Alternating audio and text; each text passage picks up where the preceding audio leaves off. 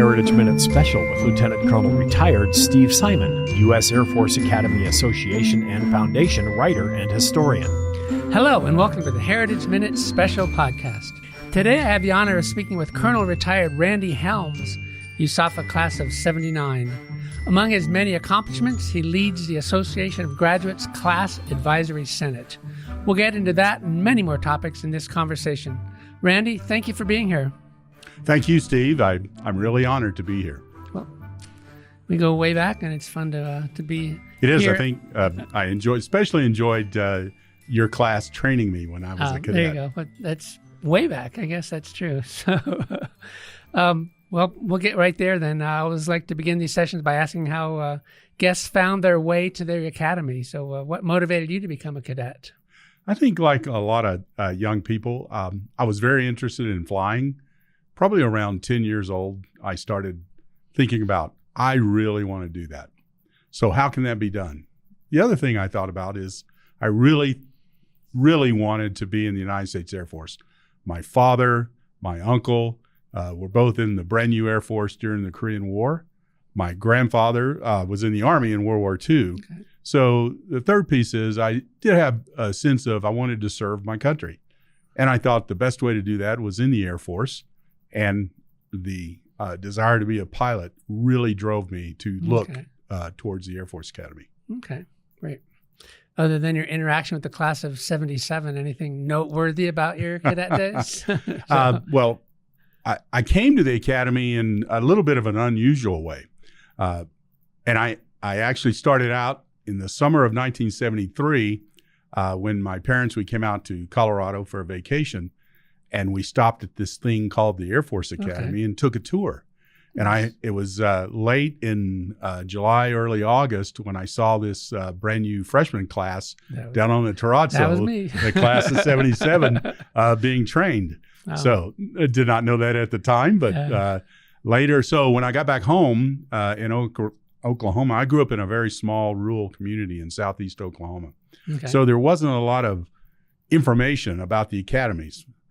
Even information about West Point and Annapolis in this new school called the Air Force Academy. So I had to reach out and find that information on my own.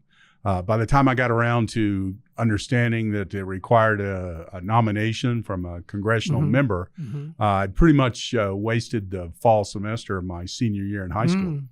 As it turned out, I wound up getting, of all things, a nomination to the Naval Academy because my congressman said, he'd committed to all the nominations to the Air Force Academy in West Point.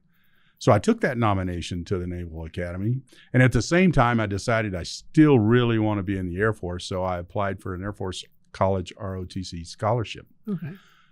As fortune will have it, the same week in the late January timeframe, I got both an appointment to the Naval Academy Prep School and an Air Force ROTC college pilot scholarship. Okay. And so I weighed those and I go, okay, what do I really want to do? Well, I want to be a pilot in the Air Force. And so I declined the Naval Academy Prep School appointment and took the Air Force ROTC college pilot scholarship. Okay. And went to Oklahoma State University for 1 year. And that gave me plenty of time to reapply to the Air Force Academy and go through the process my fall semester at Oklahoma State University. And as the history shows, I wound up getting an appointment to the class of 79, came to the Air Force Academy after a year of college. Okay. So the Oklahoma State Prep School. Oklahoma State Prep School, yes. Cool. Well, good. And then, of course, you were able to fulfill your dream of flying. So you went to pilot training pretty much right out of school? I did. And back to one of the questions you had, some of the things that are interesting, as you know, and you've talked to other graduates, coming to the academy, people sometimes wonder why they're here, right?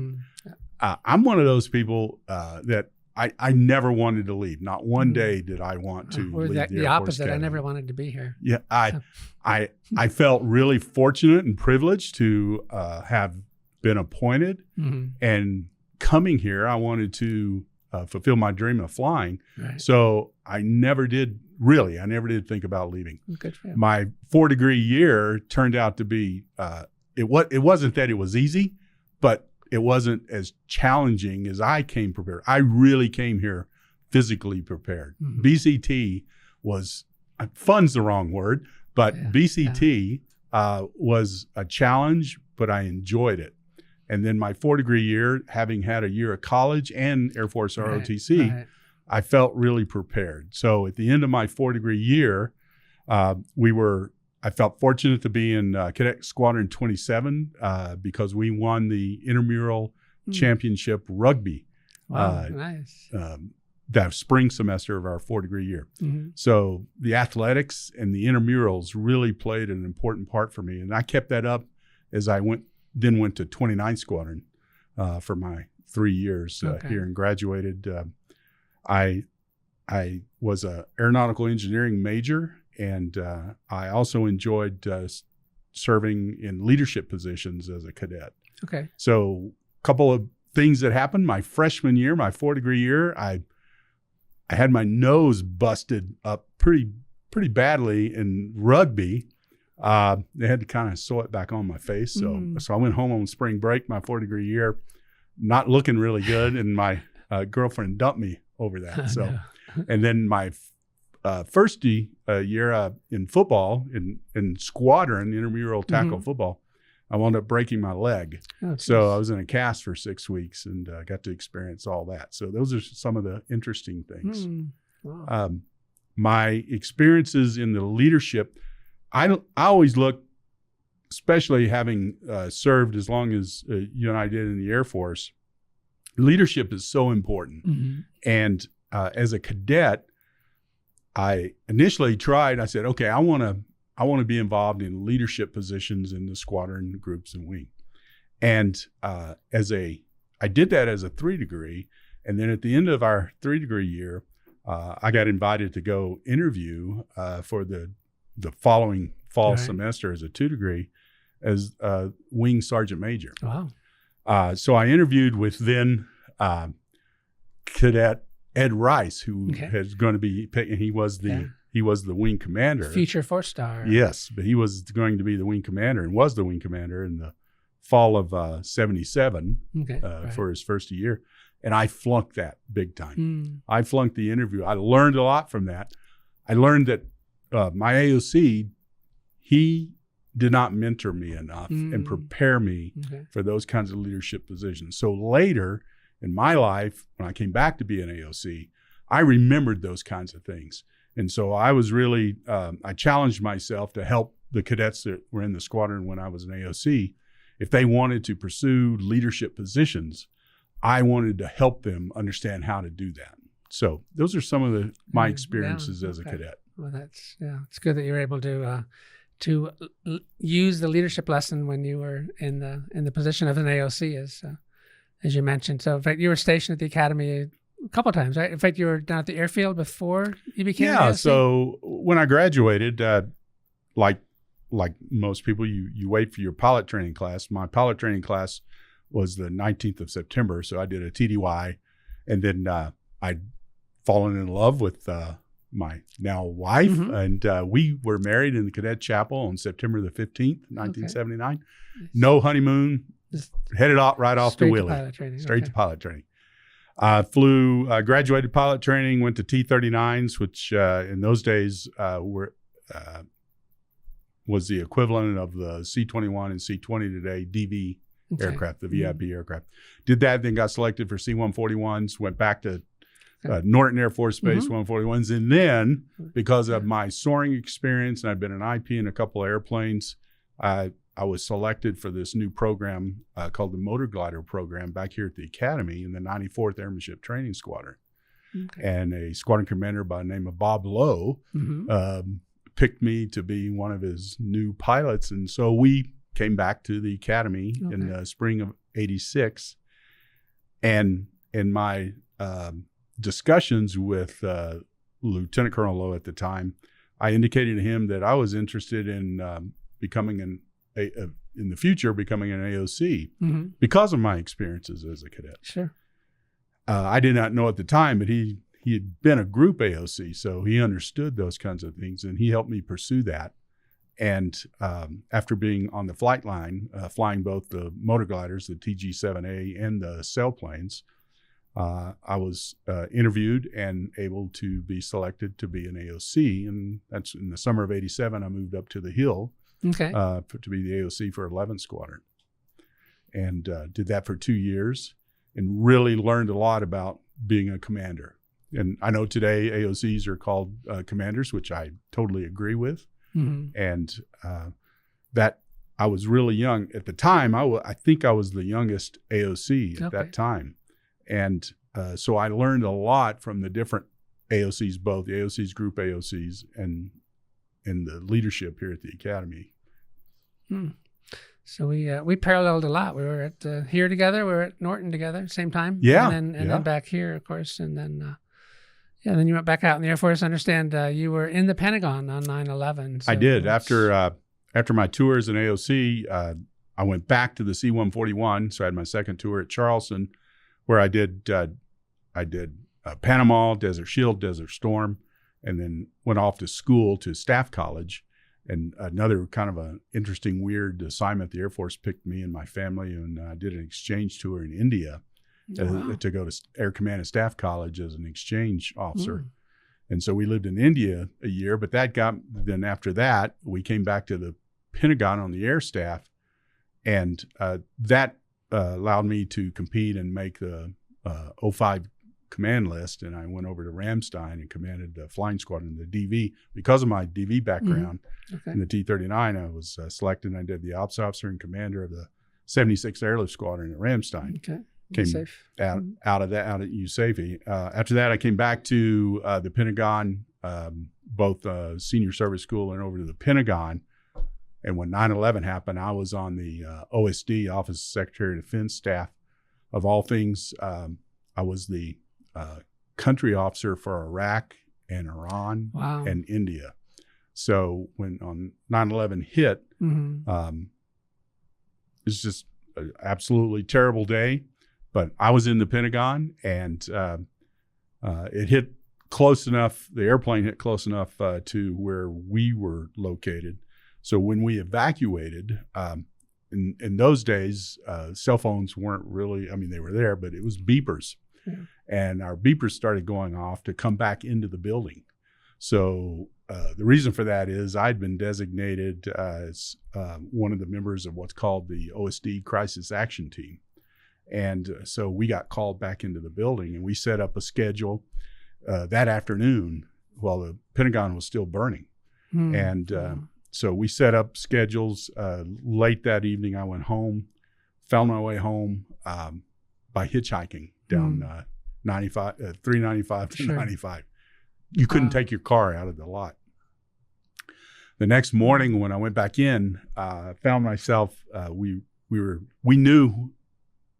knew who Osama bin Laden and that kind of thing, how that had happened. And so we, in the crisis action team, our job was to, how do we keep the Pentagon from burning down? How do we get people back in their place? How do we take care of the people that were killed and their families and those that are injured? And then we started looking to the future. How do we pay this back? What do we do? What's our reaction to this? And so that's what I did for quite a while, and as well as my normal duties as, of all things, country director for Iraq and Iran. And you mentioned President Bush actually came over to on the Pentagon? September the 12th, that day. morning, I was in what's called the Crisis Action Team, and the SecDef called down and said, come up to my office, my group, my team. So we did, and we're standing outside in the hallway. Next thing I know, out of the corner of my eye, I see President George W. Bush and his whole team. And he wanted to talk to, as many people in the Pentagon as he could. And the SecDef had called up, since our crisis action team was right there working for the SecDef, that's what he did. And yes, a couple of months later, a picture showed up on my desk that I had no idea that. So I cherish that picture today I can imagine. as a reminder of 9/11. Yeah, doing your duty there. So, and then you ended up. Did you retire out of the academy? I know you were here later, but was your last assignment? My last assignment was at National Defense University, where I'd been a student. Okay. I came back on the faculty and staff, and I did a couple of different jobs. I came back as a deputy director of Capstone, the program that sends all the newly selected one-stars through their professional education program. Okay. And then I was selected. I became the dean of students and chief of staff of the Industrial College of the Armed Forces. And then finally, my last job, I was chief of staff of National Defense University. Okay. Retired in late 2008, and like most people in the Washington, D.C. area, you do a couple of jobs. Right. And my wife and I, our kids were in college over different parts of the country, so we stayed right there in D.C. But I knew, and my wife and I, we knew we wanted to come back to Colorado Springs. So at that time, at our age, you still needed to work. So I was working. I eventually worked on the air staff as a civilian, and I went back over to National Defense University after time had elapsed to work as a civilian. And I started looking, how can we get back to Colorado Springs? And I said, how can I get back to the Air Force Academy? Right. And my experience, both on active duty and as a civilian, I'd had a background in charitable giving. And I'd worked, I'd volunteered for 2 different charitable organizations, and I'd learned how to raise funds. Okay. And so with that experience, I started looking into what can I do back at the academy, and there were openings on then the endowment. USAFA endowment. The USAFA endowment. Precursor to the Air Force Academy Foundation that we know today. And I interviewed and was selected to come back as a major gift officer. So I got back to the academy late 2015, back to Colorado Springs late 2015, and then started in early January of 2016 with the endowment. Okay. Had 3 different jobs in the endowment. I started out as what's called a major gift officer, where you're just out traveling, meeting the graduates. And I had what was called the Midwest region, everywhere from Minneapolis, Chicago, down to Houston and Dallas. Oh, okay. And then I was selected to be the class giving officer. So as a class giving officer, we work with each class, your class, my class, to develop either capital projects or programs that we want to raise funds for. I ended up getting selected to begin the campaign that we just finished. I was on the starting back in 2018, helping start up the campaign that's now just completed with over $300 million. Yeah. I was at a point to where I was ready to retire from work. And so I retired in August of 2019 in the endowment, thinking I'm going to enjoy life. Okay, we'll get into that a little later, but it was fun that you and I working together in Doolittle Hall during those years. Steve. But we'll get to what you're doing now later. But I want to keep it here in Doolittle Hall. You're currently the president of the Association of Graduates Class Advisory Senate. Yes. Wonder if you could tell us about that most important organization. It is.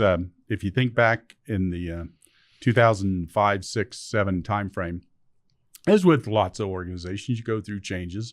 And there was some issues that were going on in the early 2000s with our Association of Graduates and the Air Force Academy. And this newly built organization called the Class Advisory Senate was established, and it stood up in 2007, summer of 2007. And it was stood up to help communicate with our graduate community of what's going on at the academy and with the Association of Graduates. And in its infancy, it was established so that communication, we established a senator, what's called a senator from each graduating class. And so each graduating class, either the class president or someone appointed a senator from each class, and then we would meet quarterly, and then we would share our observations and comments that come from our classmates. And then the president of the Class Advisory Senate would send that up to the president or CEO of the AOG, and then the board chair. And then what would happen with that information is then they would share that with the leadership at the academy, in particular the superintendent, so that the Academy leadership just hears what the graduate community is doing. And again, that was established in 2007, and I volunteered with my class. So when I heard about this, I was still active duty living in Washington, D.C., and so I became our class senator. From the very beginning. From the very beginning. Charter member. Yes. And as time goes along, it's important when you're called upon to stand up to do leadership positions. Sure. So what is your specific role as the president of the organization? So after having served as just a regular class rep senator for my class, I looked into some of the leadership positions. I became the vice president for 2 years. And then I ran and was voted in to be the president. I'm finishing up my 4th year as CAS president. It's my duty to, again, take other senators' comments that they get from their classmates, consolidate those, and push those up to both the chair of the AOG board and the president and CEO of the AOG. And they take those comments forward, again, to the Academy leadership so that the Academy leadership hears what's happening in the graduate community. Okay. And so those are my duties. And it's kind of two-way, isn't it? And also the class reps helping the grads in their class know what's going on at the Academy? That's exactly right. Yeah. So what we want to see is each class rep, each class senator have a mechanism to reach out to their classmates.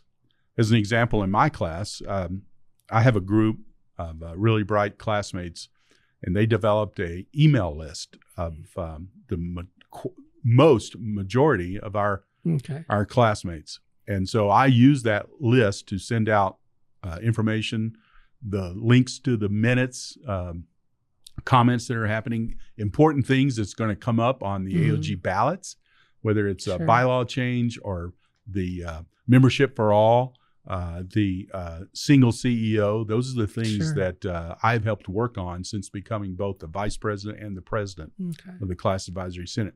A lot of classes have they don't know quite how to communicate with their whole class, and that's where the AOG comes in. And the AOG, through the comms department, can actually send out information to classes, and that's one of the issues I'd like to continue to work with class reps. Okay, yeah, there does seem to be a wide range of classes. It is. Whether some are Facebook, very well informed, and others that maybe not quite as well. So, as an average grad out there, what can they do to maximize the value of the organization of the CAS? They can number one, get on the AOG website and go to the Class Advisory Senate and read the minutes of the CAS meetings. We meet quarterly. We have guest speakers. We have the superintendent, the dean, the comm, the athletic director, department heads, the Air Base Wing commander. We use those to come and speak to us as our guest speakers to give us the information of what is happening right now at the Academy. Whether it's about character and leadership development center, whether it's about political science, it doesn't matter. What's important is that the senators can get that information out to the average graduate so that he or she knows what is actually happening at our Academy. There's a multitude of the AOG and the foundation do a great job of communicating with the fellow graduates. But the Class Advisory Senate has the ability to get into more detail. And more personalized. Yeah. And that's what I would like to see the senators for each class do a little better. Okay. Yeah. Well, I just appreciate all the work you've done, again, since the very beginning of on the Senate, and obviously now in your leadership role. Oh, we're just about out of time, but I'd like to get your final thoughts. But first, a word of thanks to our listeners, and to let everyone know that Heritage Minutes and Heritage Minutes specials are all available anytime at usafa.org/heritagehub. That's usafa.org/heritagehub. Heritage Minutes drop every week on Sundays in audio and video. Heritage Minutes specials like this one drop the second and fourth Sundays of every month. You can also find us by searching Heritage Minutes on YouTube, and you can catch the This Day in Air Force Academy History feature every day on CAFA. USAFA's radio station, 97.7 FM, or online at usafa.edu/radio. Talking here with Randy Helms, and like me, you've proven that you're not very good at retiring. Yes, I flunked retirement many times. So I guess we should get into, you have this small, tiny little pastime right now. You're the president of the Colorado Springs City Council. So how did you get involved in that? Well, Steve, first, yes. So I want to thank you, Steve, for your friendship and mentorship over the years and service. We served our nation for all those years. And when we came back to Colorado Springs, I felt like I still needed to serve my community. And I grew up in a household of service. My father was a police officer, but he was also a small businessman in our community we lived in. And he wanted to make change, and he was elected to the city council in Idabel, Oklahoma, and then he was elected as mayor of Idabel, Oklahoma. So I saw, growing up, what service looks like. Mm-hmm. And when I came back to the community here, I talked about that. And of all things, I was mentored and kind of recruited by Larry Bagley, class of 66, who had been the city councilman for the district that we live in. Didn't know it was the same and one. So he reached out to me and we talked. And next thing I knew, I was running for District 2 in 2021. And was elected, and then eventually I was then elected as both the vice president and president of the city council. Okay. The academy teaches us to step forward in leadership positions, and that's what I've seemed to have done. And done extremely well. Well, thank you. I do love our city. I love our academy, and I do everything I can on the city council to advertise our academy and the events that are going on, and encouraging our citizens in Colorado Springs to support all the activities here at the academy. Good for you. Any final words for our audience as we wrap up? To our fellow graduate communities, I want to thank each and every graduate for the service that they've given to our country, and I would ask that our fellow graduates support our academy, support our Association of Graduates and the foundation for all the good things that we do for the future. And I know we're going to have great warriors graduating from this school and defending our country. I have no qualms or questions about the future of our country. Great. Thank you. Well said. Thank you, Randy. Appreciate it. Thank you, Brother Steve. You've been listening to a Heritage Minute special with Lieutenant Colonel retired Steve Simon, USAFA Class of 77. The Heritage Minute special is a production of the Long Blue Line Podcast Network and presented by the U.S. Air Force Academy Association and Foundation.